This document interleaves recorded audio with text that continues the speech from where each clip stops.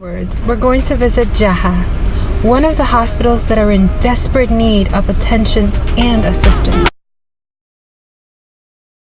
Here with Claudine, and we did a small tour, which brought me to tears. We serve about 5 communities, and then we have a lot of challenges here. Firstly, we have this bat which has invaded the facility, which is making it so difficult for us to even breathe when we are working. And then the roofing, it's something else. There's roofing problems, there's mold problems. Yes. It's an uninhabitable hospital. Where do you get your water supply? We have this pump here. That is where we used to.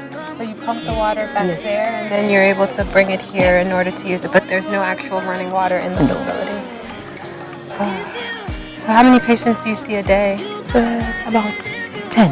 What kind of cases do you normally get? Sometimes we get malaria, diarrhea, RTI, gastritis.